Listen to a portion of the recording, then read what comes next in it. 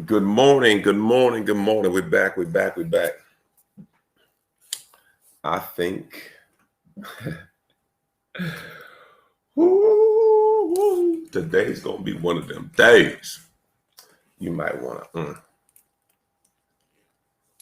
you may want to share this. Um, for the last couple of weeks, I've been dealing with how women should speak to men, and today I'm gonna deal with how a man should speak to his bride. So this should be some good stuff. Good morning, everybody. Come on in, come on in, come on in. I won't be with you long. I got a long day ahead. Long day, long day, long day. But I'd rather have a day than not have a day. So on yesterday, we finished page 118. It says, fill your spouse's tank. Men run on respect. Women live on love. Fill your spouse's tank. Men run on respect. Women live on love. Make sure you put the right, you know, when I first had a premium car, thank God I don't have to deal with gas anymore. But uh, in the expedition that we had, which is now my son's car, they put regular gas in there. Okay. My wife's Infinity, it takes premium. Okay. So they're basing that this is a higher performing engine and it needs a different kind of fuel. Be mindful that you know what fuel to put in the engine, not the engine of your vehicle, but the engine of your marriage. What does your marriage run on? What fuel feeds your spouse? What fuel helps them grow? What fuel? Gary Chapman had a great book, The Five Love Languages. What is it? Is it gifts? Is it acts of service? I mean, what is the driver that helps your relationship grow?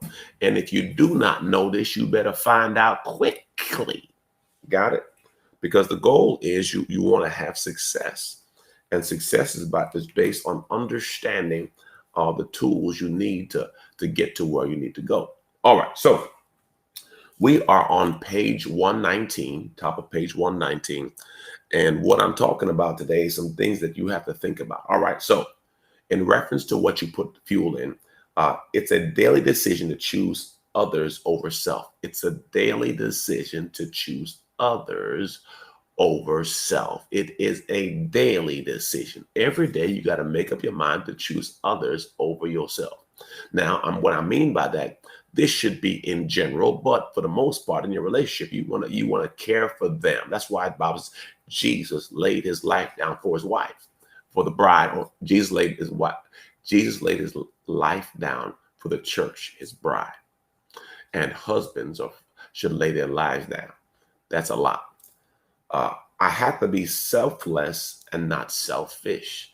Now, this is very, very, very, very difficult because see, we're selfish by nature, and we want what we want when we want it. We all want what we want when we want it. We all want what we want when we want it. Truth be told, we want things in the manner and the time that we want it. And that's why it's so difficult for us to wait, and we're impatient, and we often make mistakes because we cannot wait. I have to be willing to lay my life down for her. Yeah, that's what it means. Now, it actually literally means that, but it also means make her a priority, make her first, honor, respect.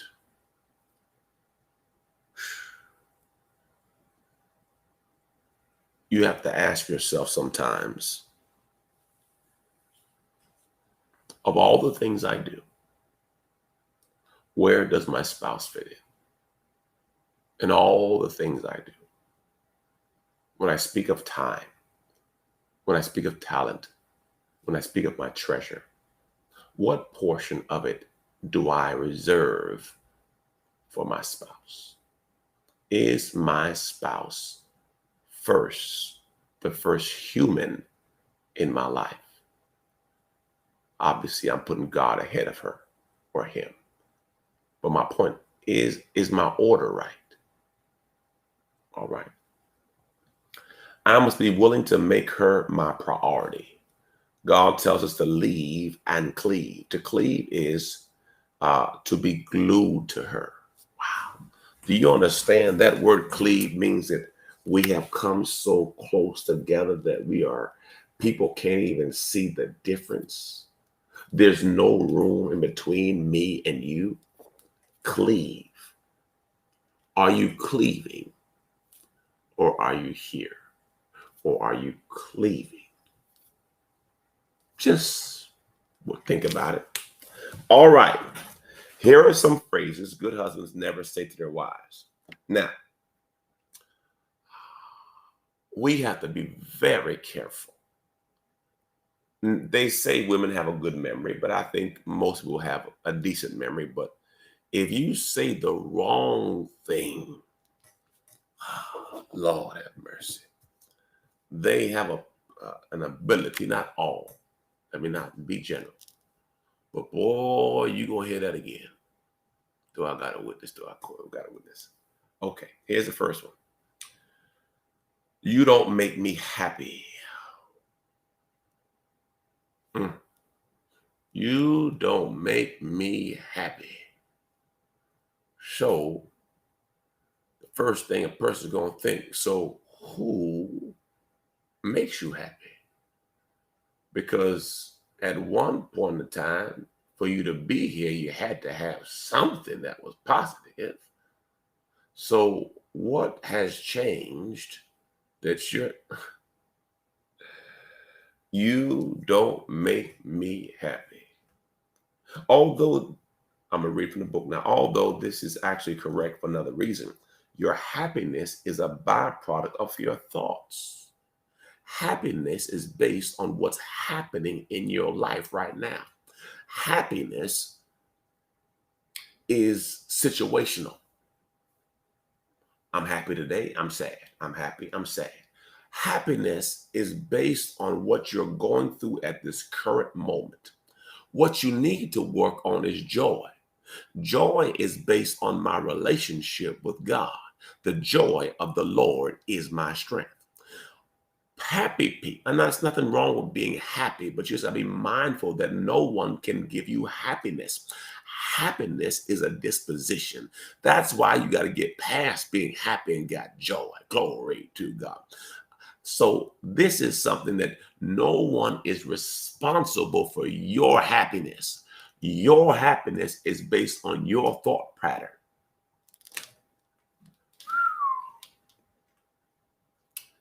That's like blaming your wife because you can't remember your password. Instead, tell her you're struggling to feel happiness in your life right now. Never hold a person responsible for you being happy. Say it again. Never hold or make a person responsible for your happiness. You have given them too much power. Nobody is in control of your happiness. Jomo proved that. Okay.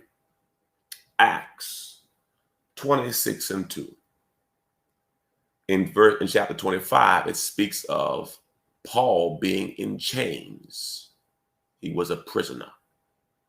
In chapter 26, they brought him before King Agrippa.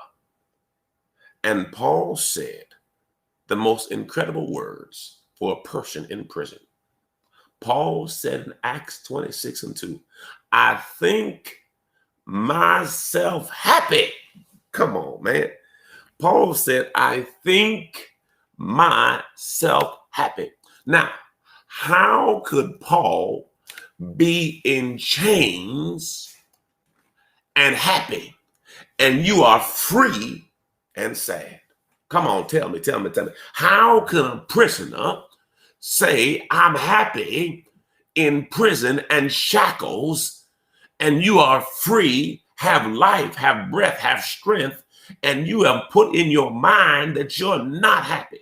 Happiness is based on my thought pattern, and that's why I got to get my mind right. And that's why James said it this way: count it all joy when you fall in various trials and testings, for the testing of your faith produces patience. And let patience have its whole perfect work, that you might be complete and perfect and lacking nothing. That's why Romans said this: do not be conformed to this world, but be ye transformed by the renewing of your mind, that you may prove what is the good and perfect and acceptable will of God for your life. Proverbs 23:7 says, as a man thinketh in his heart, so is he. So I will become what I think about. You move in the direction of your most dominant thought. So happiness is a thought process. Woo, Jesus. So I got to get my mind thinking on the right things. Okay, what's the right things, Pastor Jay? I got you. I ain't mad at you. That's a good question. Let's go to Philippians. It's Philippians chapter 4. And Paul talks about the things to think about. I believe it's in verse 8. He says this. Here it is. Finally, brethren, whatsoever things are true, whatsoever things are honest, whatsoever things are just, whatsoever things are pure, whatsoever things are lovely, whatsoever things are ever a good report, if there's any virtue, if there's any praise, think on these things. Think on good things. Think on honest things. Think on true things. Think on things that give virtue. So here he's saying, lock your mind on those things that are positive. Fix. I believe that's Colossians 3:2, fix your mind on things above and not the things of the earth. Hallelujah. Isaiah 26:3 says, a mind stayed on you shall be kept in perfect peace. So I have to understand that my happiness is not based on someone else. My happiness is based on my thoughts. Wow. So I gotta think properly. I have to understand that whatever situation God's allowed, it's gonna work out for my good. Now, currently, it may not feel good, but I have to trust it's gonna be all good. Romans 8:20 tells us, and we know that all things are working together for the good for those who love God and those who are called according to his purpose. I'm going to do one more, and I'm going to leave y'all for the day.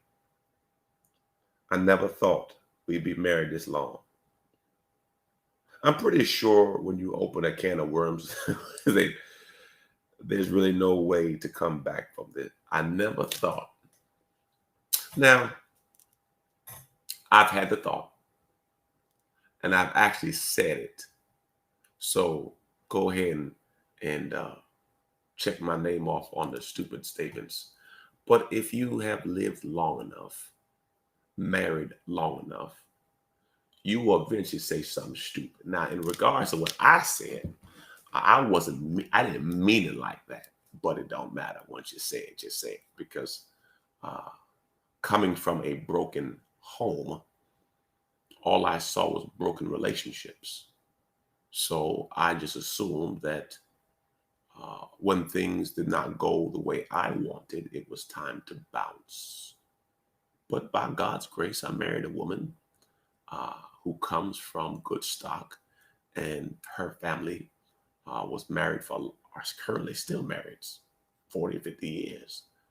So her perspective on marriage is different than mine. And that's why it's so critical that you think about her thought process on marriage is different than my thought process when we started. Got it? So based on her having the right thought process when that adversity came, she thought right. That's good. based on her experience by seeing it. She thought differently about the same thing that I saw, but I thought differently based on my experience. That's why it's so critical when you get booed up with a person. You need to ask their history and their family's history of relationship, because you realize the person whose family has a long legacy of long relationships, they have something in them that's a little different because they've seen it. It's hard to model what you have not seen. It's hard to model what you have not seen. It's hard to model what you have not seen. That's why it's so critical when we get into relationships that we find models and mentors that we can glean from, because relationships are not easy. You have to find people that you can model and mentor so that you can navigate through the vicissitudes and trials and tribulations that come. Relationships are not easy, but they are possible. Well, I'm gonna let y'all go. That was good. Yeah, 16 minutes, that's enough. I love you to life. Have a wonderful day. Remember this: if you want something different, you got to do something different. You always do what you've always done. You'll always get what you've always gotten. What we've been doing, we've been going through the Watch Your Mouth workbook. So we're toward the end of the book. But if you need a book, you go on my website, jomocousins.com. Grab your book if you need a book. All right. Love your life. Have a great day. God bless you. Bye-bye, everybody.